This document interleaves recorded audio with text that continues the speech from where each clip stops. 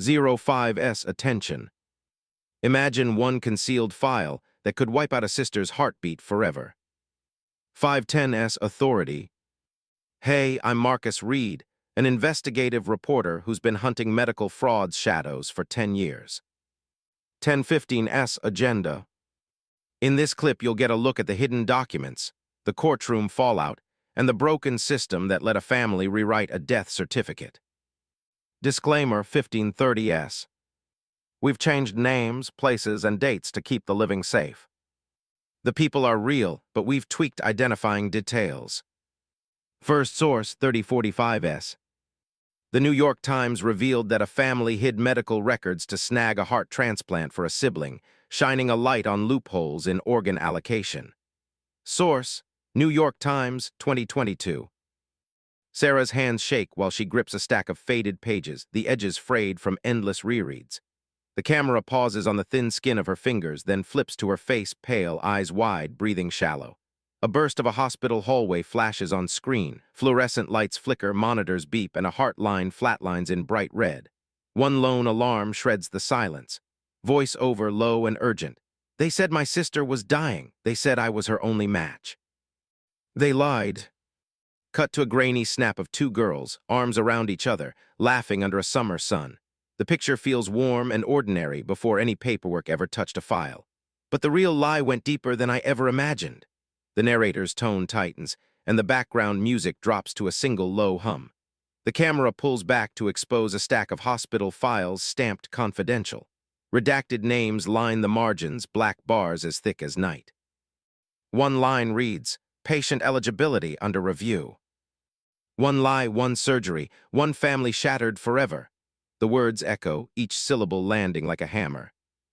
The story first broke into national headlines when the New York Times detailed how the family tweaked charts to make a donor look eligible. Source: New York Times, 2022. The piece described a nighttime courier slipping a notarized addendum into the organ allocation file, flipping a non-viable status to compatible. The Department of Health and Human Services, 2021 Transplant Report later listed the incident as one of documented cases of fraudulent documentation in transplant procedures. Source: HHS, 2021. The agency's analysis warned that such falsifications can tilt the national allocation algorithm, giving priority to a recipient who should have been excluded. Even a biotech firm caught in the crossfire disclosed the legal risk in a 2022 SEC filing, noting ongoing investigations into the authenticity of donor records linked to a heart transplant performed in 2020. Source: SEC filing, 2022. The filing warned investors of potential liability stemming from alleged manipulation of medical documentation. Washington Post investigators traced the family's coordinated scheme, calling it a web of forged signatures, altered lab results, and back-channel communications with a hospital administrator. Source: Washington Post, 2023. The story underscored the emotional toll on the siblings, one who thought she was saving a life, the other who awoke to a transplanted heart that was never meant for her. The courtroom drama climaxed in the State v. Johnson ruling, where a sibling was sentenced for fraudulently altering medical documents to snag a heart transplant. Source: Court Record, 2021. The opinion stressed that the manipulation of donor eligibility not only violated statutory provisions, but also eroded public trust in the organ allocation system. Back to Sarah, now seated in a dim basement, the same stack of papers fanned out before her. She turns a page and a faint watermark surfaces, confidential internal use only. The camera zooms in on the watermark, then cuts to a close-up of her eyes, glistening with tears. "The moment I opened those files, I saw the truth," she whispers. "All the scans, the blood work, they were all fabricated to make my sister look like a perfect match." Her voice cracks as she recounts the night the surgeon arrived, carrying a consent form that bore a signature she recognized, her mother's, but forged. "I thought the surgeon was a hero. I thought we were doing the right thing." The story cuts to a courtroom sketch. A judge, a gavel, and the defendant, Sarah's brother, handcuffed, his eyes downcast. The judge reads the sentence: 24 months imprisonment plus restitution for the fraudulent filing. A legal analyst appears, voice calm but edged with disbelief. When a family manipulates the allocation system, they don't just cheat a hospital. They steal an organ that could have gone to a child on the national waiting list. The analyst cites the HHS report again, noting that each fraudulent case reduces the overall pool of available organs, increasing mortality for patients awaiting transplantation. Source: HHS 2021. A montage of empty hospital corridors, flickering monitors, and a lone donor chart with a red X over the name appears. The music swells, then collapses to a single piano note. Imagine the ripple, the narrator says. A single forged signature can shift a heart from a child in Ohio to a teenager in another state, leaving one family grieving and another living on borrowed time. The camera returns to Sarah, now holding a single, unmarked page, the original, unaltered medical record of her sister, showing a diagnosis that never needed a transplant. "We thought we were saving a life," she says, "but we stole it." The story's stakes are now crystal clear. One lie sparked a chain reaction: a fraudulent transplant, a broken legal precedent, a family torn apart, and a system forced to tighten its safeguards. The SEC filing warned that future compliance audits will scrutinize every donor eligibility file for irregularities, a direct response to the case. Source: SEC filing 2022. The Washington Post's investigation concluded that families with insider access can weaponize medical records, turning personal desperation into a weapon against the public good. Source: Washington Post 2023. And the court's opinion in State v. Johnson reinforced that fraudulent alteration of medical documents is a felony, punishable by imprisonment and restitution to deter future abuses. Source: Court Record 2021. As the cold open draws to a close, the screen fades to black, leaving only the echo of a heart monitor's flatline. The final line hangs, promising a deeper dive ahead. One secret file, one broken heart, and a system forced to reckon with its own vulnerabilities. Stay with us, because the truth behind this transplant is darker than anyone imagined. Back in the winter of 2015, a small hospital tucked away in the Midwest delivered news that flipped a family's entire world upside down. Emma, the younger sister, got diagnosed with cardiomyopathy that was getting worse fast. After looking at the echo and MRI results, the cardiologist sitting across from her parents basically said it straight. 6 months, maybe a year, before the heart can't keep up. Those words hit different in a house already struggling with the reality of being a single-parent home. Sarah, Emma's big sister, worked as a registered nurse, just 28 but already carrying the whole family on her shoulders. She had a 2-year-old son depending on her. The past decade had been a blur, night shifts bleeding into morning school pickups, tutoring grandparents after work, juggling bills that never seemed to stop coming. Everything she was, everything she did, came down to one thing: taking care of people. First her kid, then her aging grandparents, and now, suddenly, a sibling whose survival came down to one failing organ. The transplant center called them in for a formal meeting. Small conference room, clinical feel. The surgeon sat down, calm guy, the type who'd seen a lot and laid everything out. "Sarah," he said, his voice measured but heavy, "we need you." "Emma needs you?" The silence in that room felt thick, suffocating even. What he was really saying became obvious real quick. The only donor who'd work was someone with a perfect immunologic match. That someone was Sarah. Behind closed doors, though, the transplant registry demanded serious screening. Blood type, HLA typing, cross-match tests, the whole battery. Sarah's results came back pristine. 100% match, no antibodies showing up, cardiac output hitting all the right numbers. The paperwork went through using the hospital's standard checklist, and nothing jumped out as wrong.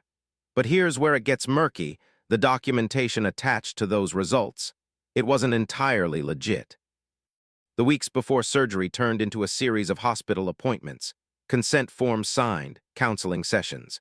There were photos of Sarah holding Emma's hand in the waiting area, both grinning at the camera while a nurse leaned in saying reassuring things.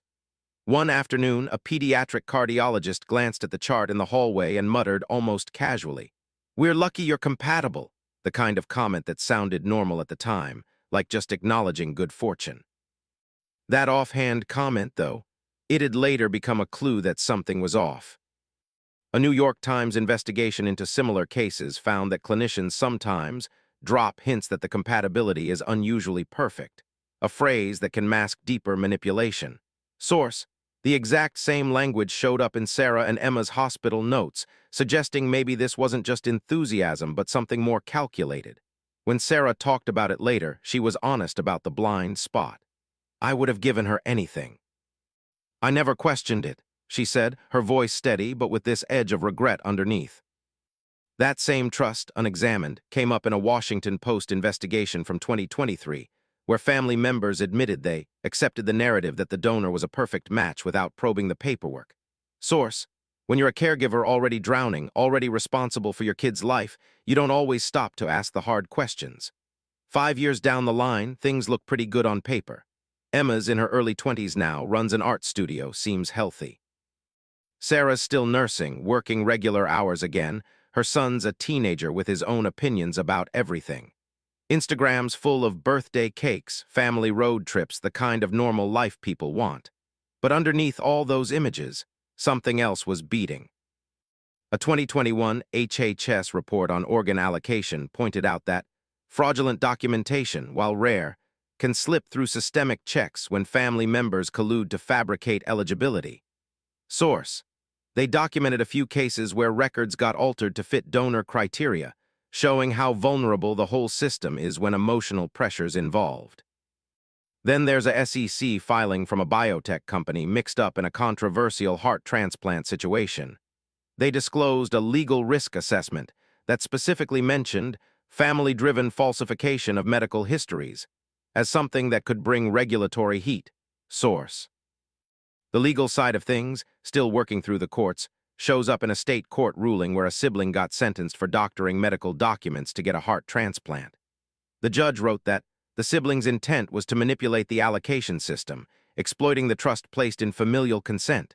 Source: different case, sure, but the legal playbook looks awfully similar to what went down with Sarah and Emma. What's really disturbing about all this isn't just the lying itself. It's the conditions that made lying possible. You've got a terminal diagnosis, a single mom desperate for options, and a medical system that basically trusts families to report honestly on paperwork. That 6 months, maybe a year timeline, it created pressure, real, suffocating pressure. The transplant board treated compatibility like a light switch on or off without much room for double-checking when perfect results landed in their lap. Before surgery, the transplant coordinator checked every box without raising an eyebrow. The only weird thing, that comment from the doctor about being lucky written down verbatim, started looking like a linguistic red flag when auditors ran through the records later. The New York Times piece explains how such phrasing, when repeated across multiple cases, signaled an underlying pattern of documentation tampering. Source: a small phrase nobody noticed at the time became crucial evidence once the investigation started. Zooming out to now, there's this split image.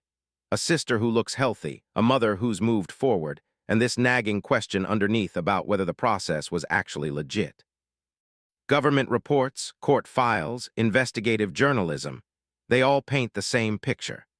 The betrayal wasn't one moment but a series of choices, each one dressed up in love or fear or both, all facilitated by a system designed to save lives but bending too easily for people who know the right words to say.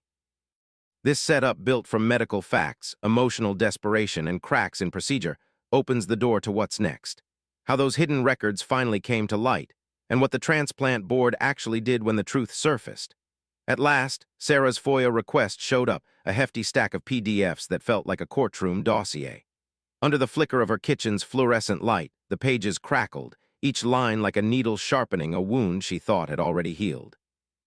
She flipped open the first file, the admission form for Emma's hospital stay. The header that ought to have screamed transplant waiting list, priority 1, was nowhere to be found. Instead, the form marked Emma as an elective cardiac surgery candidate, a label that sidesteps the national allocation algorithm. The gap was glaring, no waiting list number, no UNOS status, just a generic admission code. According to the HHS 2021 organ allocation report, every heart routed through the national system has to be paired with a recipient who carries a documented UNOS status. Source: HHS. Sarah's find meant Emma never even made it onto that queue. In effect, the hospital built a side track that the federal system simply doesn't acknowledge. Next up, she pulled up the compatibility assay. The lab spreadsheet listed a 30% HLA match between Emma and the donor heart, a number that sits far beneath the 80% cutoff, the same HHS report flags as the bare minimum for a viable adult transplant. Source: HHS. The chart was splashed in red, practically shouting that this organ was a statistical outlier, not a textbook match. Sarah felt her pulse quicken as she scrolled to the email thread linking Emma and a hospital transplant coordinator, identified only as Coordinator X. The chain stretched over months, peppered with affectionate notes. "Can't wait to see you after the operation. Thinking of you every day. Let's celebrate together." The vibe was unmistakably personal, and the timestamps land the messages squarely in the window when the bogus admission was being processed. A Washington Post probe of a similar family-wide scheme shows how emotional leverage can be weaponized to bend institutional rules. Source: Washington Post. In Emma's case, the coordinator's emails hinted at more than a professional liaison. They suggested a motive to fast-track the surgery by any means necessary. Sarah dug deeper, pulling up the SEC filing from the biotech firm that supplied the donor heart. The filing, a legal requirement, disclosed a legal risk assessment that flagged the case as potentially non-compliant with federal allocation policies. Source: SEC filing.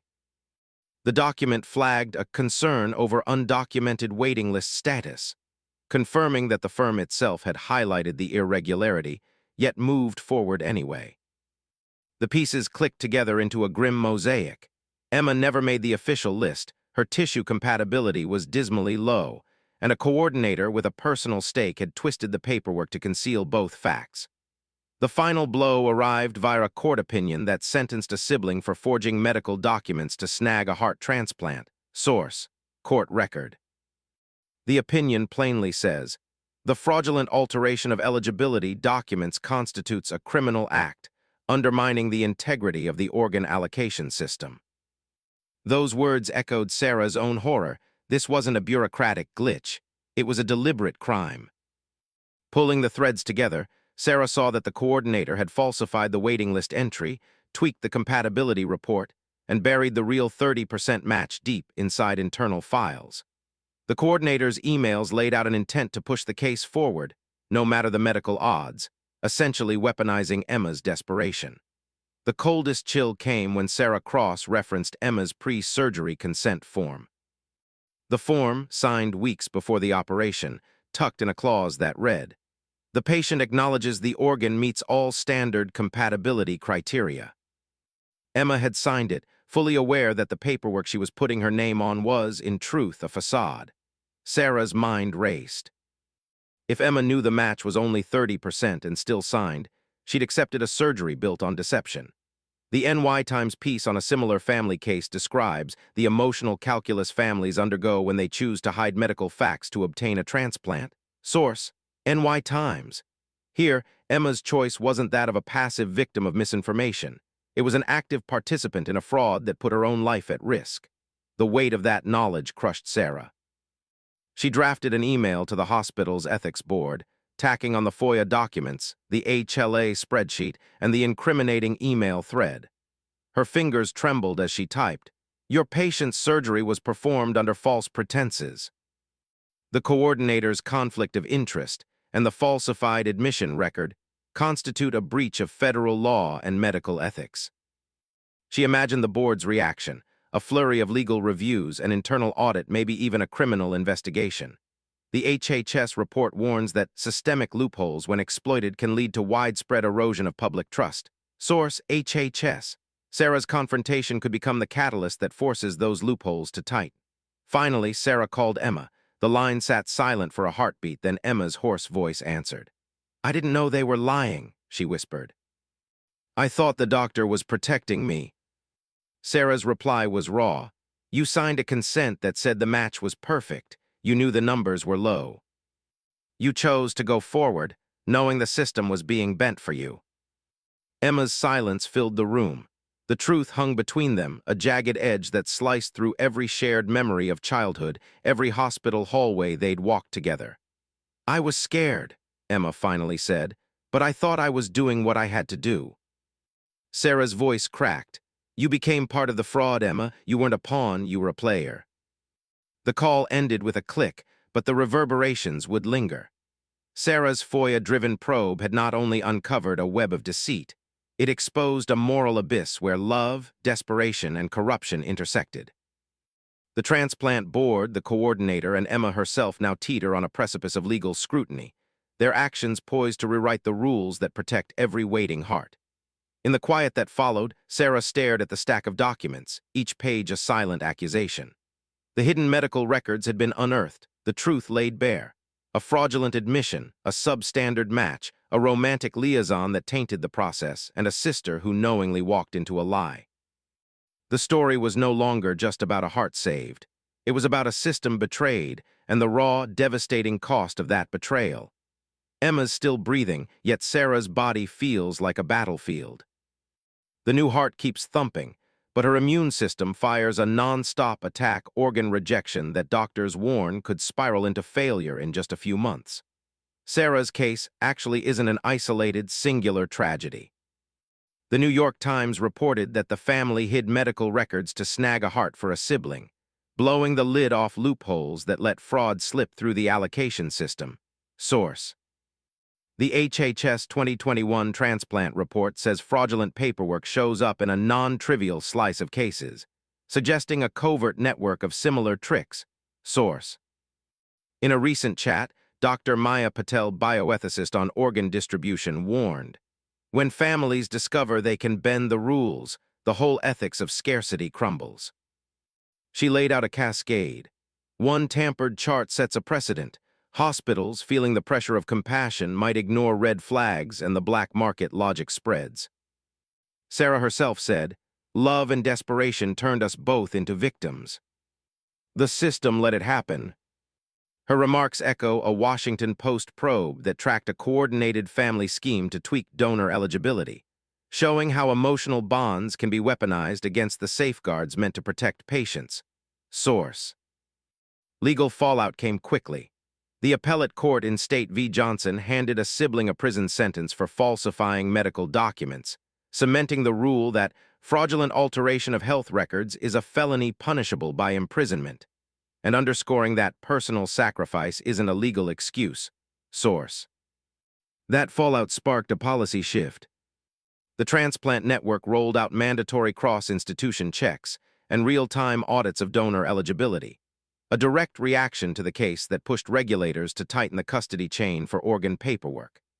A biotech firm's SEC filing later revealed that the legal risk assessment for those protocols now adds an enhanced forensic review to deter future fraud. Source: today, a photo of Sarah and Emma hangs on a wall, a snapshot of two sisters, shoulders turned just a hair apart, the space between them almost tangible. The picture holds a quiet unease. Love saved, but at the price of trust, of law, of the fragile balance that decides who lives and who dies.